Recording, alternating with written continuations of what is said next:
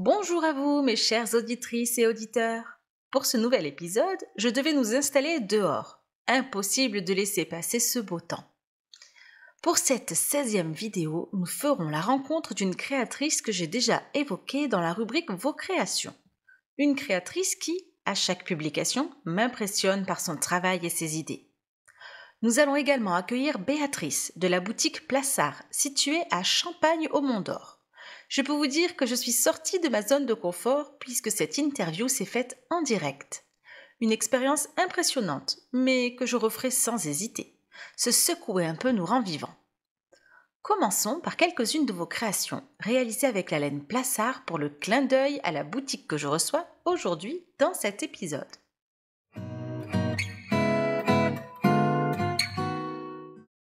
Les petits froufrous nous présentent sa jolie poupée inspirée de la crochet terrienne. La mise en scène est sobre et efficace. Cette rubrique peut aussi bien vous inspirer sur les créations au crochet que sur les mises en scène pour vos prochaines photos et publications. La mercerie La Rochelle nous fait découvrir une pochette aux couleurs estivales. Les franges changent tout. On passe d'une simple pochette à une pochette fun. Camélia Knit Crochet est ce que nous pouvons appeler une passionnée de la marque. Elle nous présente une robe avec un joli dégradé de jaune réalisé avec le fil Plassard Meringue et porte un pull réalisé avec le fil Plassard Délicatesse. Quel bonheur de se créer une garde-robe au crochet! La prochaine créatrice m'a plu par son choix de création et de points. En effet, en plus de vous enregistrer des épisodes très intéressants de podcast, je crochette des vêtements pour enfants. La petite salopette adorable de l'oiseau créateur est tout à fait le genre de création que je regarde avec le zoom activé pour analyser le moindre point. Les pop-corns de ci de là correspondent au choix esthétique que je pourrais faire avec mon crochet. L'oiseau créateur s'est inspiré du patron de mon petit violon, réalisé avec du fil Plassard et des boutons en bois qui offrent une jolie finition. Presqu'Aurine s'est laissée tenter par le tuto de Caro Tricotte pour réaliser ses petits cache-pots au crochet. Le fil Plassard utilisé est un mélange de jute et de coton qui se crochette en taille 5. Autant dire que ce doit être rapide à créer et que vous pouvez en réaliser une belle quantité. Je crois que Corinne partage la même passion que moi pour les plantes. Ces petits cache-pots sont d'autant plus jolis avec ses perles en bois et les étiquettes en cuir végétal. Pour terminer, une jolie poule inspirée du patron de Nature à crochet avec le coton Tweedy de chez Plassard. Elle est réalisée par la talentueuse Fabrique de Loup qui est mon invitée pour cet épisode. Avant de l'accueillir, je vais vous en dire un peu plus sur cette marque de fil. Commençons avec de l'histoire. Plassard est une marque qui existe depuis 1879, donc 145 ans. Plutôt impressionnant. Cette marque, au nom de famille de son créateur, s'est développée en Saône-et-Loire pour être aujourd'hui connue dans toute la France. Plassard est une marque qui se dit éthique par le choix de ses fournisseurs et de son respect du bien-être animal. Elle a intégré le collectif Tricolore, qui est une association dont l'objectif est de valoriser la fabrication de laine française et de qualité. Ils ont également mis en vente un fil 100% recyclé. Un projet est en route afin de nous permettre de tracer les pelotes que l'on achète grâce à un QR code. Celui-ci nous informant de la provenance de la pelote avec le nombre de kilomètres qu'elle effectue, ainsi que chaque élément de la chaîne de production. Une transparence éco-responsable donc. Pour en savoir un peu plus, je vais donner la parole à Béatrice de la boutique Plassard de Champagne au Mont-d'Or, proche de Lyon.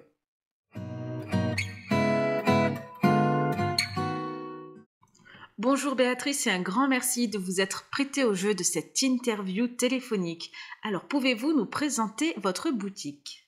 Alors notre boutique, donc c'est la marque de laine Plassard qui est située à Champagne au Mont-d'Or, donc en proche banlieue lyonnaise, dans laquelle on va retrouver toute la gamme des pelotes Plassard ainsi que les catalogues, le matériel, les aiguilles, du conseil, des cours, enfin voilà, tout ce qui peut aider une tricoteuse ou une crocheteuse à réaliser ses travaux. En effet, cette boutique semble très cosy et donne envie de s'y installer pour tester vos laines et repartir avec un sac bien rempli. Donc vous vendez également du coton, Et vous parliez de catalogue. Qu'est-ce que vous proposez exactement en matière de patron? Alors, on édite des nouveaux catalogues régulièrement à chaque saison, que ce soit pour les bébés, les enfants, les femmes, les hommes, enfin voilà, de temps en temps des spéciales accessoires. Et puis on propose aussi de la librairie, en fait, des livres à la vente. D'accord. Donc là, il y a différentes éditions, on va dire, autour du tricot et du crochet. Des catalogues et magazines variés et inspirants donc pour trouver notre bonheur. Est-ce que vous organisez des ateliers ou des cours? Alors, on a des cours à la fois de tricot, à la fois de crochet. Il y en a d'ailleurs un qui se déroule en ce moment, là, de cours de tricot. D'accord. Donc, c'est peut-être ce que vous allez entendre. Ah, d'ailleurs, je crois que j'ai une cliente qui arrive. Pas de souci, allez-y, allez-y. Et donc, voilà, des cours. Et puis, de temps en temps, on fait des petites animations particulières en fonction des idées, des demandes. Voilà, on s'adapte. Eh bien, c'est très intéressant à savoir. Vous qui écoutez et qui n'êtes peut-être pas très loin de Champagne-au-Mont-d'Or, sachez qu'il y a donc des ateliers et des rencontres crochet et tricot à la boutique Plassard. Justement, cette boutique, depuis combien de temps existe-t-elle? Oui, alors sur Champagne-au-Mont-d'Or, elle a plus de 30 ans. Je crois que même on doit être pas loin des 35. D'accord. On a simplement déménagé, mais on est toujours dans la même rue il y a 4 ans à peu près. Donc maintenant, on est dans une boutique toute belle, toute neuve, très agréable et chaleureuse. Il y a 35 ans, ça commence à faire en effet. Du coup, avez-vous une idée de comment ce projet a vu le jour? Comment cette boutique a pu arriver? Est-ce que vous avez ce type d'informations? Alors, moi, ce que je sais, c'est qu'à l'origine, la famille Plassard, c'était une filature française qui était basée en Saône-et-Loire. Et donc, du coup, avait ouvert comme ça des magasins de façon régionale, on va dire, puisqu'on en retrouve un proche de Grenoble, un proche de Clermont-Ferrand, un à Chauffaille, qui est anciennement la maison mère, on va dire, et puis celui-ci proche de Lyon. Et comme c'est des magasins qui fonctionnent bien, avec le bouche à oreille, ils sont restés, mais c'était pas une politique de l'entreprise d'ouvrir des magasins de partout, en fait. D'accord. On a plutôt une activité de grossiste et on vend plutôt à des commerçantes. Alors, en principe, dans ce podcast, je demande toujours quel est votre fil préféré. Là, pour le coup, je vais changer un petit peu ma question et vous demander quel est le fil que vous appréciez le plus vendre. Je sais pas bien. Est-ce qu'il y a une laine en particulier, quelque chose qui vous plaît? J'adore, c'est Neptune et qui plaît beaucoup à mes clients. C'est une belle laine dufteuse à base d'alpaga et de mohair et avec un petit filet de coton avec de très belles couleurs. Il est vrai que ces couleurs sont vraiment super. Est-ce que la boutique a des projets à venir? Alors à venir, pas spécialement, si ce n'est proposer des activités autour du tricot et du crochet dans la boutique, mais ça se fait un petit peu en fonction des idées qui émergent au fur et à mesure. Là, par exemple, prochainement, on va faire un atelier tricot nordique avec une personne, alors je sais plus quelle est sa nationalité, mais enfin elle est de là-haut, du Nord, qui va venir expliquer un petit peu tout ce qui se fait autour du tricot nordique, d'où ça vient, comment tricoter en rond, les jacquards, enfin voilà, tout ce qui tourne autour de ça. Donc ça va sans doute se faire à la rentrée prochaine, un samedi après-midi, où les clients seront conviés à venir participer gratuitement à cet atelier. Par exemple, ça voilà, c'est un des projets qui est en préparation. Voilà une idée d'atelier très intéressante et je propose aux tricoteuses qui nous écoutent de se tenir au courant pour pouvoir participer puisque, à mon avis, il y aura beaucoup de choses à apprendre. Est-ce que vous pratiquez l'art du fil?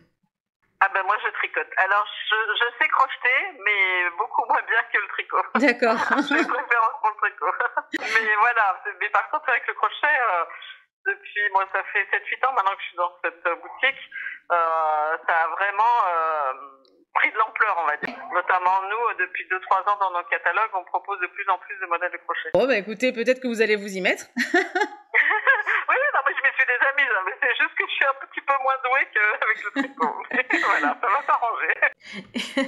Eh bien, si les crocheteuses arrivent à contaminer les tricoteuses pour qu'elles deviennent également crocheteuses, c'est avec grand plaisir. Alors, est-ce que vous avez un petit mot à ajouter pour terminer cette interview? Alors, moi, ce que j'aimerais dire aux crocheteuses, c'est venez dans les boutiques, venez prendre la peine de toucher les pelotes, voir leurs couleurs, vraiment les ressentir. Je trouve que c'est tellement mieux que de commander derrière un écran. Alors, je sais bien que c'est pas possible pour tout le monde, hein. On n'a pas forcément un magasin de laine proche de chez soi. Mais je crois que vraiment le contact avec la matière et puis aussi le conseil, hein, en magasin, nous, c'est vraiment ce que les clientes apprécient, hein, c'est d'avoir du conseil.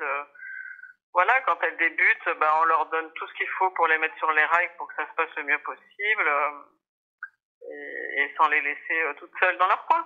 Ah oui, alors là, il y a carrément un service après-vente. On achète ses pelotes, on tente de se lancer, on n'y arrive pas, on retourne à la boutique et on demande de l'aide. C'est assez génial. Donc, il vous semble indispensable de pratiquer l'art du fil quand on est vendeuse dans une boutique de laine. Ah, je pense que oui, c'est plus qu'un plus, entre guillemets. Oui, la plupart des clientes, enfin, je sais pas comment ce serait si j'étais pas capable de tricoter. Mais je suppose que les clients seraient beaucoup moins intéressés. Non, on passe beaucoup de temps à les conseiller, hein, ou à donner des petites astuces, des choses comme ça, ou à reprendre. Des fois, elles viennent avec leur tricot, elles ont un problème. Voilà, on les aide à résoudre pas à pas, et puis c'est comme ça qu'elles progressent. Donc c'est sûr que non, moi ça me semble très important, et c'est d'ailleurs pas évident de trouver des vendeuses qui sachent aussi bien vendre que tricoter. Tout à fait. mais ça se fait rare, mais bon voilà, mais en tous les cas c'est vraiment important, oui, je pense. Très bien, écoutez, un grand merci de vous être prêté au jeu pour cette interview, c'était vraiment très sympa. Merci à vous. Eh bien voilà pour ce petit temps en immersion au cœur de la boutique de Champagne au Mont d'Or. C'était vraiment très agréable d'échanger avec Béatrice et j'espère que ça vous aura donné envie de découvrir cet endroit qui a l'air très très sympa. Un grand merci Béatrice parce que l'interview au téléphone c'est très compliqué à réaliser. Parlons maintenant créatrice. Et la créatrice que j'ai choisie aujourd'hui a réalisé quelques tutos avec cette laine Plassard, mais pas que. Avant de l'écouter, j'aimerais vous faire découvrir son univers qui vaut le détour. Vous pouvez retrouver la Fabrique de Loup sur Instagram. C'est pour moi un plaisir de la suivre pour plusieurs raisons. La première, c'est qu'elle me surprend à chaque publication, par le choix de sa création, qui n'est jamais dans le même thème. Et la seconde est le travail de mise en scène. La création est mise en valeur avec une ambiance, des couleurs, un travail visuel aussi bien sur le crochet que sur les photos. Mais qui est la Fabrique de Loup exactement ? Bienvenue à toi, la Fabrique de Loup, et merci pour ta présence dans ce podcast. Peux-tu nous présenter ton univers ? Bonjour à tous. Tout d'abord, je tenais à te remercier pour l'invitation sur ton podcast, ça me fait vraiment plaisir. Pour répondre à ta question, je dirais qu'il est assez difficile pour moi de définir mon univers. À vrai dire, j'aime énormément de choses, de styles, de genres, de couleurs. Je fais autant de personnages de films, des personnages de jeux, de dessins animés, que des animaux réels, imaginaires. J'adore aussi faire de la nourriture. En fait, je m'arrête à rien, je fais simplement ce que j'aime, ce qui me plaît, ce que je vois sur le moment. Donc si je devais vraiment le qualifier, je pense que je dirais qu'il est assez étendu et surtout varié. Alors du coup, ça lance la question 2 que je voulais te poser, qui est où trouves-tu l'inspiration et comment choisis-tu la création dans laquelle tu vas te lancer ? Alors disons que je trouve l'inspiration partout autour de moi en fait, donc dans ce que je fais, dans ce que je vis, dans ce que je vois. Parfois je regarde un film, j'ai super envie de faire un des personnages et plus tard en fait quand je revois ma création ou ma photo, en fait ça me rappelle des super souvenirs. J'adore fonctionner comme ça. Ensuite je m'inspire beaucoup des saisons. Je propose toujours des collections autour des thèmes d'Halloween, de Noël, de Pâques. L'été par exemple j'adore faire des sirènes, j'adore faire des poissons, etc. Et puis souvent je trouve aussi des jolies réalisations juste en regardant sur les réseaux. Que j'ai envie de faire ensuite à mon tour et puis voir ce que ça peut donner avec mes propres photos, etc. C'est vrai qu'on sent en voyant ton profil que tu respectes les thèmes du moment qui sont par exemple le muguet au 1er mai ou Pâques, Halloween. On voit tout de suite que tes créations sont en lien avec l'événement du moment et c'est ce que j'aime beaucoup. Ça plonge vraiment dans la période actuelle et c'est très agréable. Est-ce que tu te bases uniquement sur des tutos déjà existants ou t'arrive-t-il de te lancer dans tes propres créations? Alors j'ai fait les deux en fait. J'ai commencé en créant beaucoup pour finalement me rendre compte que je progresserais quand même davantage en suivant des patrons, grâce à tous les petits tips, à tous les petits points utilisés, toutes les petites techniques des créatrices, etc. Ça m'a permis en fait de progresser et d'apprendre beaucoup et rapidement. Et aujourd'hui, depuis environ 1 an, je dirais, je recommence à créer mes propres patrons. Mais je continue quand même à faire des réalisations à partir de patrons de créatrices. Très bien, donc tu as les deux rôles. Tu es inspirée et tu es également inspirante. Voilà qui est bien sympa. Au travers de ton Instagram, on sait très peu de choses sur ton activité. Depuis combien de temps crochettes-tu? Es-tu une jeunette qui crochette ou une expérimentée qui s'amuse? Alors j'ai toujours aimé ça, disons qu'en fait, petite, je faisais déjà du tricot, du point de croix, de la broderie avec ma mère. Mais je dirais que pour le crochet, j'en fais depuis environ 6-7 ans. En fait, j'ai une de mes sœurs qui m'a offert un petit kit pour faire une licorne à Noël. Et de là, j'ai commencé à faire des cache-pots, des sacs, des petites boîtes, des choses comme ça. Mais j'ai vraiment commencé à faire des amigurumi pendant le premier confinement, en fait, en 2020, comme beaucoup de personnes, hein. Il y avait beaucoup de temps libre qu'il fallait occuper, et donc moi, c'était comme ça. J'ai ouvert ma page en même temps, et j'ai commencé à poster très régulièrement, et j'ai jamais arrêté.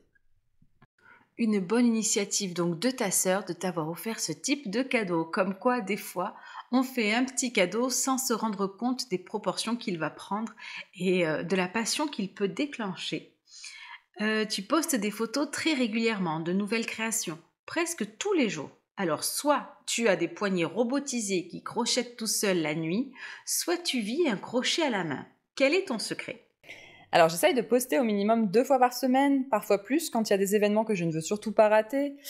Mon secret, je dirais, c'est que je crochette énormément sur la quasi-totalité de mon temps libre, en fait. Quand j'aime ce que je fais, je le fais très vite. Et je trouve que suivre un patron, ça demande quand même beaucoup moins de temps que de le créer. Parfois, je passe même plus de temps, en fait, à trouver l'inspiration pour ma photo et à la faire, qu'à faire du crochet, finalement. Actuellement, par contre, c'est vrai que je mets quand même beaucoup, beaucoup plus de temps à crocheter parce que, je crée plus. Mais j'ai encore pas mal de petites photos en stock qui n'attendent qu'à être postées. C'est vrai qu'en tant que crocheteuse, ce qui me prend le plus de temps, c'est de créer mes petits pulls, mes propres créations, c'est-à-dire de tenter quelque chose, de recommencer, de reprendre depuis le début parce que je trouve pas ça joli et là je perds un temps dingue. Donc je comprends que le fait de suivre un patron aide à aller plus vite. Et je comprends également que quand on aime, eh bien on va plus vite et on compte pas ses heures. Dans quel but fais-tu tes créations au crochet? Les offres-tu? As-tu une boutique ou juste pour le plaisir? De base, je fais ce qui me plaît. Ce que je vois qui me plaît, je le fais, ou ce que j'ai envie de créer, je le crée. Parfois, ça plaît à quelqu'un de mon entourage, alors je leur offre. Des fois, j'ai aussi des petites demandes particulières de mes proches, que ce soit la représentation d'un animal, que ce soit pour un bébé ou des choses comme ça. Mais en général, je fais ce qui me plaît, en fait, pour me faire plaisir à la base. Mais par contre, ça me mène du coup à avoir un stock inimaginable d'amigurumi qui dorment dans les malles de mon atelier. Et tout ça, effectivement, dans un but plus ou moins proche de créer une entreprise. Donc, je suis dans un projet, effectivement, d'ouverture de boutique, que ce soit de produits finis, de commandes personnalisées et surtout de patrons. C'est trop bien!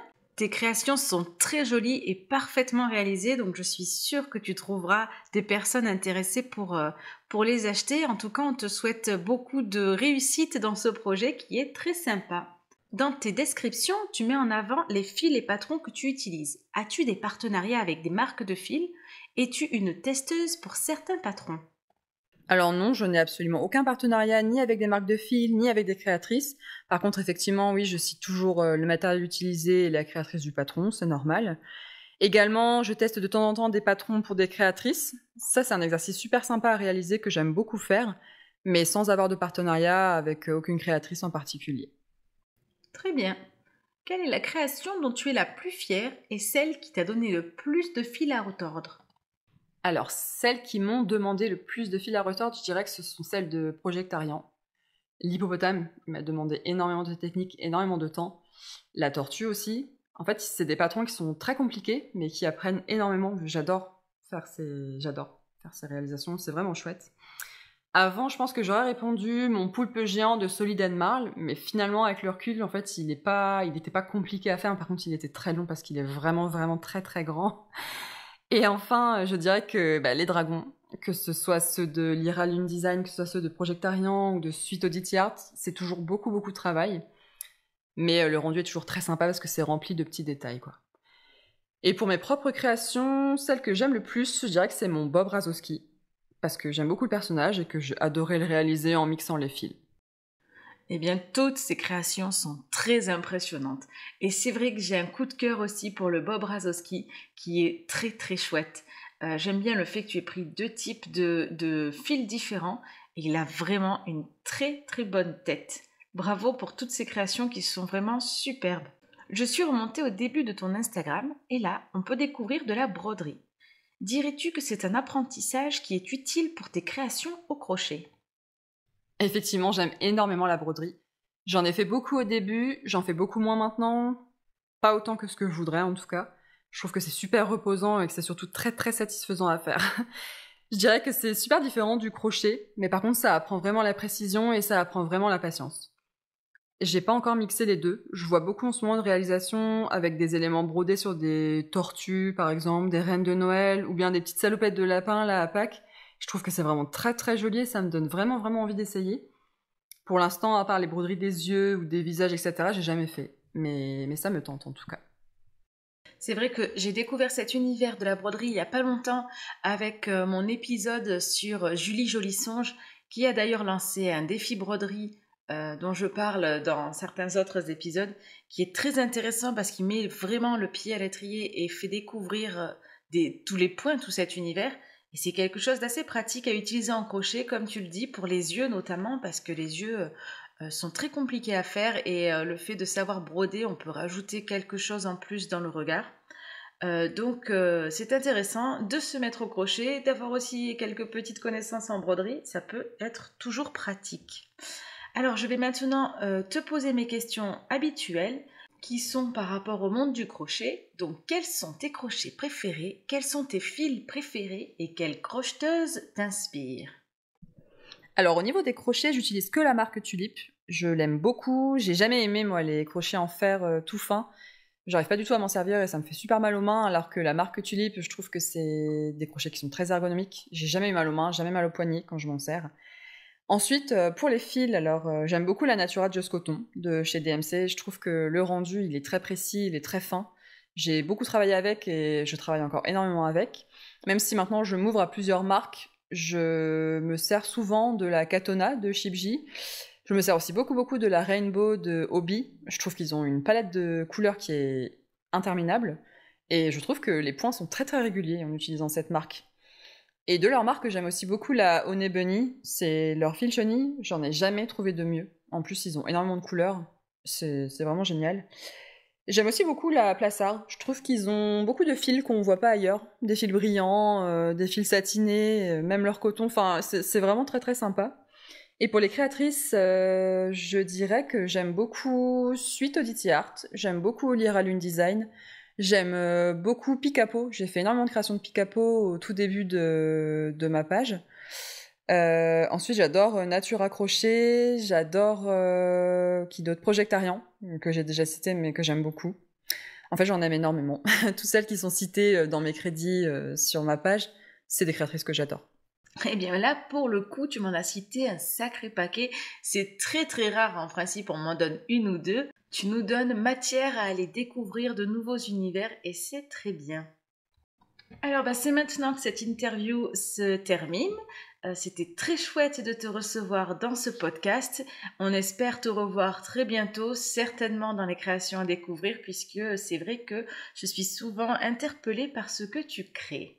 Je tenais à te remercier pour cette petite interview, ça m'a vraiment fait plaisir. C'était super chouette et je te souhaite une bonne continuation pour la suite de ton podcast. Merci à toi d'avoir accepté cette invitation et à très bientôt. Une fois de plus, l'interview était très intéressante et j'espère vous avoir fait découvrir un univers qui vous inspirera comme il peut m'inspirer parfois. Cette semaine, on n'aura pas de rubrique cinéma pour cet épisode. Nous verrons certainement la semaine prochaine. Nous allons pouvoir passer tout de suite à notre courrier des lecteurs, autrement dit à la lecture de vos commentaires. Le dernier épisode sur la teinturière Babaoul ne vous a pas laissé indifférente. Découvrons ce que vous avez partagé avec moi tout de suite. On commence avec Alexandra Dang, que l'on connaît bien maintenant dans le podcast, et qui nous dit « Je découvre Babaoul et ses magnifiques teintures. On l'écouterait parler de son travail pendant des heures. C'est tout de même un sacré budget de s'offrir ces écheveaux. Je comprends tout à fait le prix, avec tout le travail artisanal qu'il y a derrière. Pourquoi pas pour faire un très bel ouvrage à offrir ou pour une occasion particulière ?» Alors, Babaoul a répondu juste en dessous. Cette réponse est très intéressante d'ailleurs à savoir. Elle lui répond « Merci Alexandra pour les compliments, ça fait vraiment plaisir. Si tu veux, je vais te confier une petite astuce. En novembre, tous les ans, j'organise un Black Friday avec une ristourne de 40% sur les laines en stock dans la boutique. Je me suis dit que ça pourrait te permettre d'essayer. Alors une belle réduction de 40% en novembre, c'est très intéressant puisque oui, le fait que ces laines sont teintes de manière artisanale, le prix est un peu plus élevé, ce qui semble assez logique. Ce n'est pas un travail d'usine qui se fait à la chaîne, mais pour vous permettre de découvrir, si vous souhaitez tester ces produits, eh bien cette réduction est quand même très intéressante. Le commentaire suivant est justement de Babaoul qui me dit « Merci de partager mon univers coloré, quel plaisir de répondre à tes questions bien senties, au plaisir de te suivre dans tes découvertes laineuses. » Bien, grand merci Babaoul d'avoir participé encore une fois, c'est très très chouette et je suis ravie de faire découvrir vos univers. N'hésitez pas à m'écrire, à m'envoyer un petit message en me disant « J'aimerais bien participer à ton podcast ». C'est avec grand plaisir, je vous ajoute à la liste d'attente des épisodes en préparation. C'est sans problème. Le crochet de Mamili nous dit « Baba est une super teinturière, merci de l'avoir mise en avant. » Eh bien, merci pour ce commentaire. Et je suis contente que cela vous fasse plaisir de pouvoir découvrir ou bien de redécouvrir des personnes, des crocheteuses, des teinturières que vous connaissez déjà au travers du podcast. Un commentaire de Anastabot qui dit « Un grand merci à toi pour le clin d'œil à ma campagne Ulule sur mon tout premier ouvrage, mon grimoire de crochet de sorcière. » Alors si vous avez regardé l'épisode, vous avez vu que je vous proposais de participer à la campagne Ulule de Anastabot pour qu'elle lance son premier ouvrage. La campagne est toujours en cours, elle avance doucement mais sûrement. Donc voilà, j'avais fait un petit clin d'œil. Ça aussi, vous pouvez tout à fait m'écrire en me disant « Voilà, bien je lance un nouveau concours, je lance une campagne pour mon livre ou alors je viens de sortir un livre ». N'hésitez pas, la communauté de crocheteuses qui suit ce podcast grandit de jour en jour. C'est donc un plaisir pour moi de partager vos actualités qui font partie de la sphère crochet et c'est là tout l'intérêt de ce podcast. Ivy Créa, pour cet épisode, bravo, j'aime beaucoup cette méthode pour démarrer un ouvrage au crochet. Oui, à chaque début d'épisode, j'essaie de vous mettre une petite astuce au crochet que j'ai découverte au fil de mes lectures, au fil de mes vidéos, des vidéos que je regarde sur internet. À chaque fois, j'essaie de partager cette astuce. Il y en a quelques-unes qui m'aident vraiment et qui facilitent la vie au crochet. Et j'espère que c'est pareil pour vous. La découverte de ces astuces vous aide aussi. Donc merci tout le monde pour tous ces commentaires, ça me fait bien plaisir. Merci à celles qui commentent à chaque fois, ce sont des piliers sûrs et du coup rassurants. Et merci aux nouvelles personnes qui commentent parce que ça fait plaisir de voir aussi de nouvelles têtes sur ma chaîne. C'est ainsi que cet épisode très intéressant avec nos 2 interviews se termine. J'étais ravie de découvrir l'univers Plassard et de découvrir l'univers de la Fabrique de Loup. N'hésitez pas à commenter, partager, liker et toutes les choses qui font que ça aide à être mis en avant par YouTube. Je vous souhaite une belle semaine et je vous dis à très bientôt pour un nouvel épisode.